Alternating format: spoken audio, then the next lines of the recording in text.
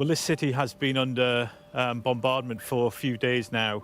There's been some heavy fighting to the east of Mykolaiv. In fact, we're told that Russian forces are probably about 20 kilometers from this site where I'm standing now. This is one of the main hospitals. Overnight, there was some shelling. 53 people were injured, including 7 children. And around half of this city has now fled to the west over the bridge, over the river, which is about a kilometre long, and heading towards the other key port city of Odessa. And when you walk around here, it does feel quiet. There's obviously lots of military on street corners. There's lots of sandbags. They're being very protective of the hospital. Obviously, that's a key site.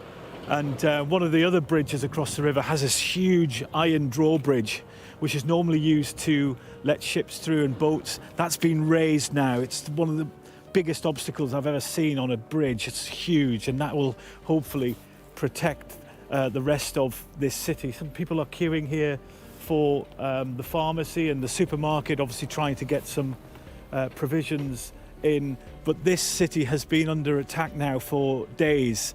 Some of the buildings have been hit by shelling, some of them have been hit by rockets, and it's obviously one of the key targets for the Russian military. All of these Black Sea ports along the south of this country are key.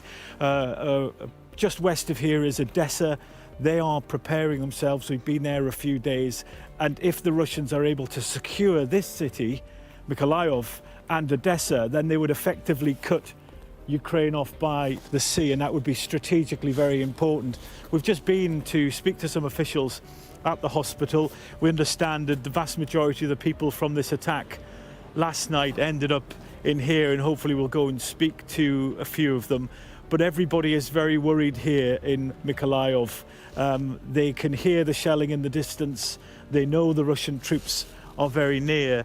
There's a huge amount of territorial defence. People who have given their time, they've dropped everything to try and defend their city. They're now standing on street corners behind sandbags, and all the roads in and out are lined with checkpoint after checkpoint.